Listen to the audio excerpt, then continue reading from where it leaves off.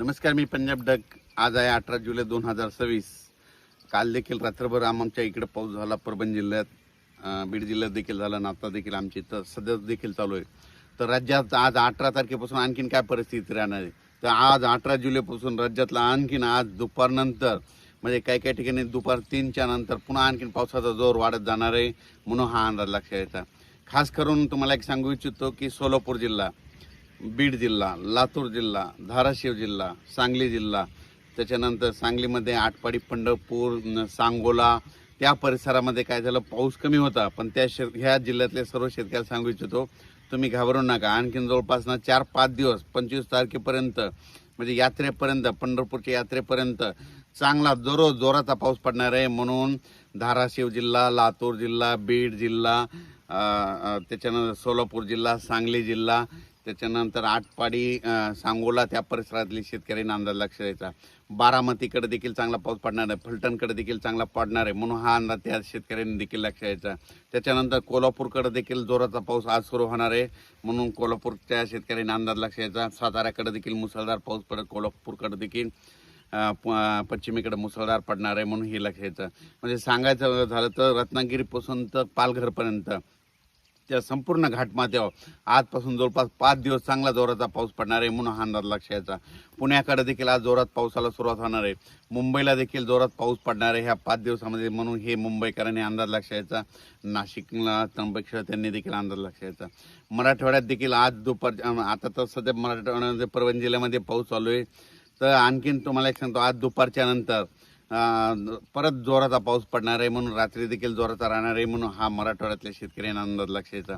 मराठवाड्यामध्ये जिल्ह्यामध्ये सांगायचं झालं तर हिंगोली जिल्हा, नांदेड जिल्हा, परभणी जिल्हा, जालना जिल्हा, संभाजीनगर, धाराशिव आणि लातूर ह्या जिल्ह्यातल्या, मराठवाड्यातल्या सर्व जिल्ह्याला सांगतो की तुम्ही म्हणजे ह्या 25 तारखेपर्यंत चांगला जोराचा पाऊस पडणार आहे, म्हणून अंदाज सर्व शेतकऱ्यांना लक्षात द्यायचा. कोणताच गाव आणि कोणता भाग वंचित राहणार नाही. दररोज पाऊस पडणार आहे, फक्त वेगवेगळा भाग कव्हर करीत राहणार आहे, म्हणून हा अंदाज मराठवाड्यातल्या शेतकऱ्यांना लक्षात द्यायचा. विदर्भ 6-5-11 जिल्ह्यामध्ये, वर्धा जिल्हा झालं, नागपूर जिल्हा झालं, भंडारा जिल्हा झालं, यवतमाळ झालं, तर अकोला, अमरावती, बुलढाणा तिकडे देखील त्या 11 जिल्ह्यामध्ये, गडचिरोली, चंद्रपूर तिकडे देखील म्हणजे आज 18 पासून पावसाचा जोर वाढत जाणार आहे, तर 25 तारखेपर्यंत दररोज वेगवेगळ्या भागात चांगला जोराचा पाऊस पडणार आहे, म्हणून हा अंदाज त्यांनी देखील लक्षात द्यायचा. सर्वदूर एकदाच पडणार नाही, पण दररोज वेगवेगळा भाग कव्हर करत राहणार आहे, म्हणून हे लक्षात द्यायचं. त्याच्यानंतर इकडे आपण उत्तर महाराष्ट्राकडे देखील नंदुरबार जिल्हा झालं, धुळे जिल्हा झालं, जळगाव जिल्हा आज देखील बऱ्याच भागामध्ये विखुरलेल्या स्वरूपाचा पाऊस पडणार. पण नंदुरबार जिल्ह्यामध्ये मात्र 22 तारखेच्या नंतर म्हणजे 23, 24, 25च्या दरम्यान तिकडे देखील मुसळधार नंदुरबार जिल्ह्यात पडणार आहे.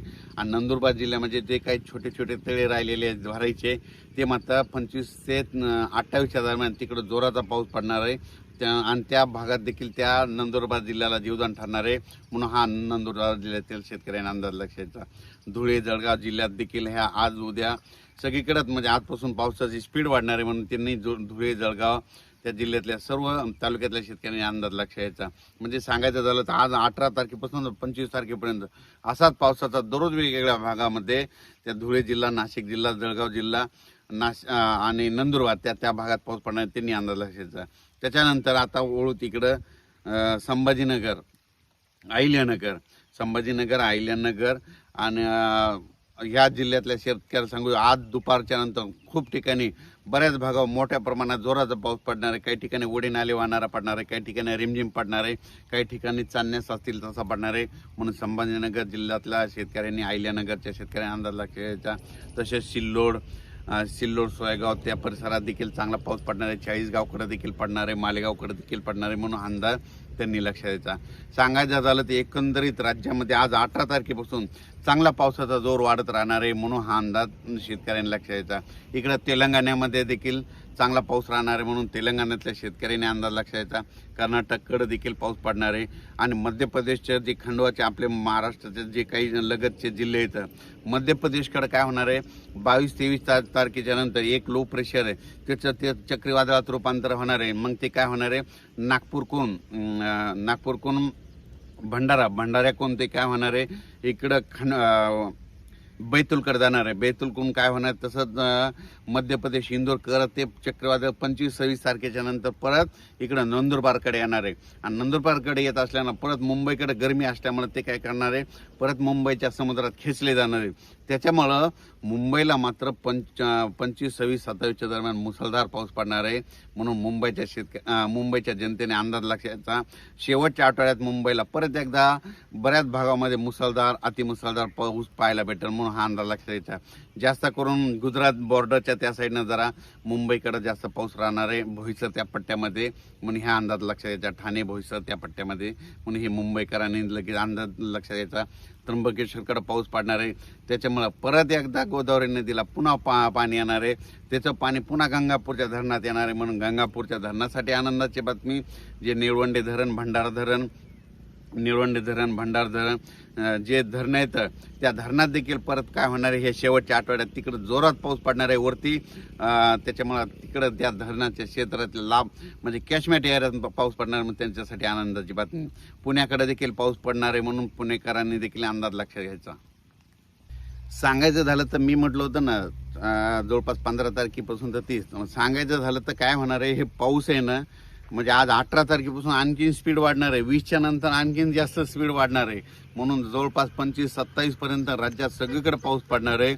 आणि सगळं फक्त एवढंच आहे, फक्त सगळीकडे एकदाच पडणार नाही, फक्त दररोज वेगवेगळ्या भागात पडत राहणार आहे. म्हणून हा अंदाज सर्व शेतकऱ्यांनी लक्षात घ्यायचा.